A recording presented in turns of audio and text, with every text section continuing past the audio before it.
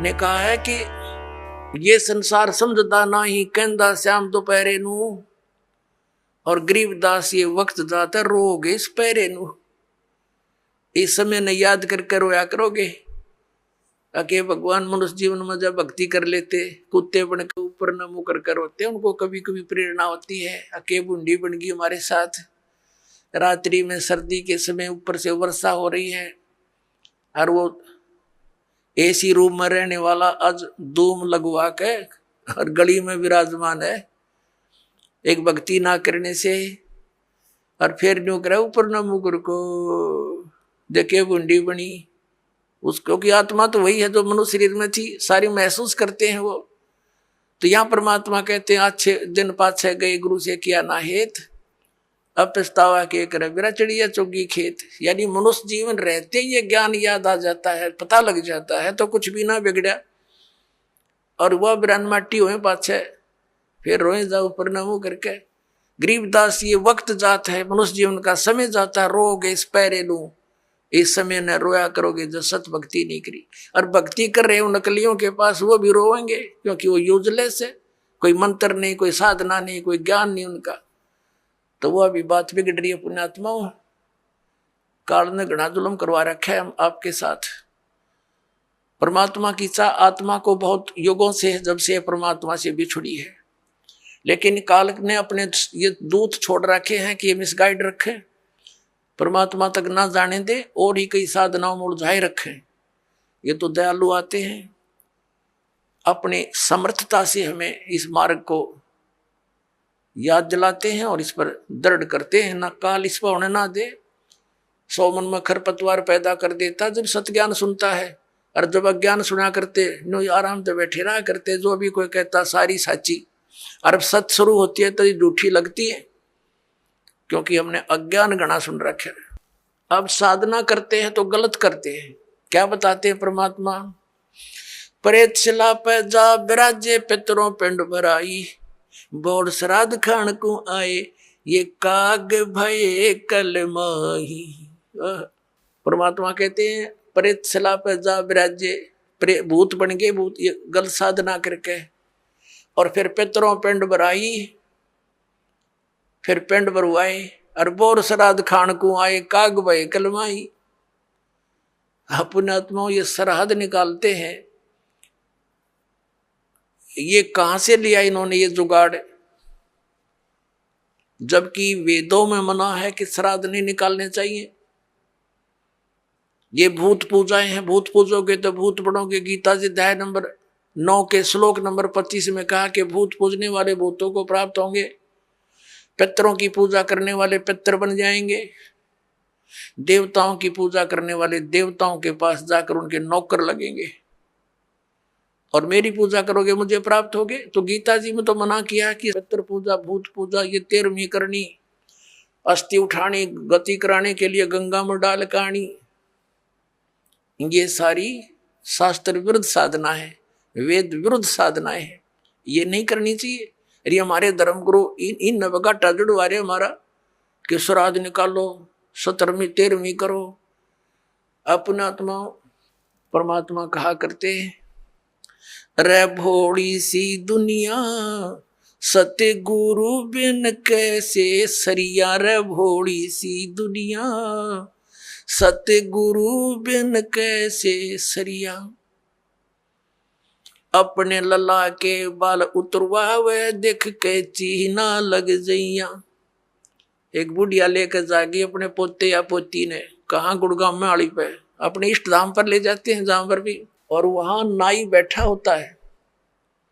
और इन अज्ञानी धर्म गुरुओं ने हमारे को यह सलाह दे रखी है कि पहले बाल बच्चे के अपनी माता के ऊपर उतरवाने चाहिए इष्ट धाम पे। अब वह बुढ़िया जाती है पोता पोती ने लेकर, साथ में पुत्र वधू, और वहां नाई बैठा होता है।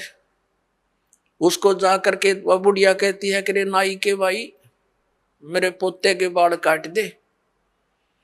अब बाहर अगर 5 रुपया में काटता होगा ना नाई, उस इष्ट दाम पर 10 रुपये लेगा डबल। अब पता इसने मेरे बिना कोई काटनिया नहीं इसके, डबल तो लेगा। और फिर बुढ़िया न्यू कहेगी भाई काट दे जल्दी सी मोटे मोटे। और न्यू कहेगी बेटा देख जा रे भाई नाई के ध्यान रखिए, मेरे पोते का कच्चा सिर है, कदे इसका कैंची ना लग जा, धीरे धीरे देख धीरे धीरे भाई। अब परमात्मा कहते हैं अपने लला के बाल उतरवावे, और इतनी चिंता कि कदे कैंची ना लग जाइया। और एक बकरी का बच्चा लेके उसका गला कटैया रे भोली सी दुनिया, वो भी तो किसी का बच्चा था जो तो बलि चढ़ाने जा रही है। और अपने बच्चे का इतना दर्द कैंची भी ना छू जा।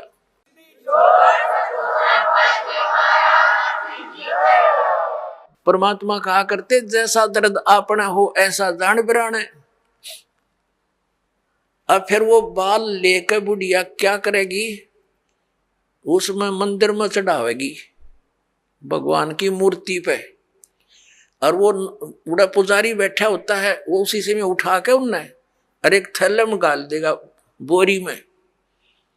और जब वह बोरी भर जाएगी श्याम ने उसने उठा के कुरडिया पे फेंक आवेगा, और कौन सा बैंक में जमा करा होगा उसने, उसने बाहर फेंकने उठा के ने। तो परमात्मा कहते तुम यही कटाओ और इन्हें यही फेंक दो, इसका कोई यूज नहीं, मूर्ख बना रखा तुम्हारे, धंधा खोल रहे हैं लोग।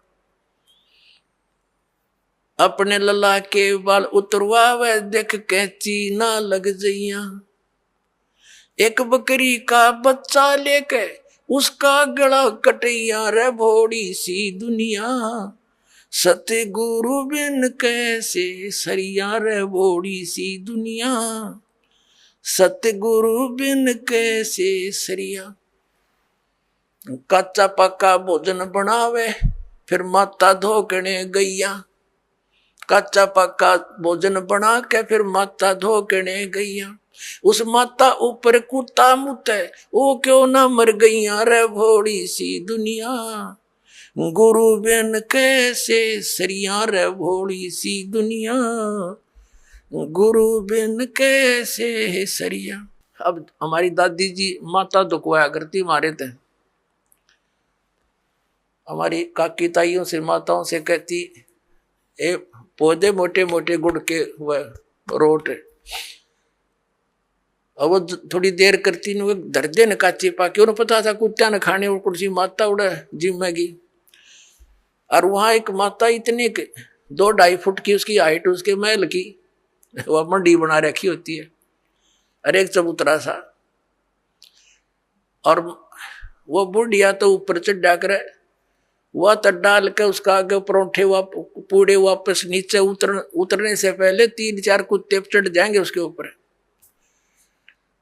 पहले तो उस माता के उस भोजन ने खाएंगे और चलते समय उसकी चोटी में धार मार खाएंगे। अब परमात्मा न्यू कहा करते कि जय वह माता जिसने तो धोकन गई उसे प्रोटेक्शन की, क्योंकि पूजा तो न्यू कराना कुछ बचाव करे हमारा, उसके आप शर में कुत्ते मुते तो वह तेरा बचाव क्या करेगी बुढ़िया। अब परमात्मा क्या बताया करते, परमात्मा क्या बताया करते, आप पे लिपे आप पे पोते और आप पे बनावे ओई, और उस पर बुढ़िया फिर पोते मांगे। देख अकल कहां से खोई। एक वही माता देखी हमने पूजती, एक औरत क्या चित्र बना लेती थी दीवार पर, आप पे बनाती और फिर उसका अगर जोत जात ला के अर्नो कहे हे वही माता बहू का पोता दिए पुत्र दिए, दूध पूत में खैर रखिए हैं, इसलिए तेरी पूजा करूं। परमात्मा कहे आप पे तो वह माता बनाई, आप पे लिपे आप पे पोते आप पे बनावे ओई, और उस पर बुढ़िया पोते मांगे। देखा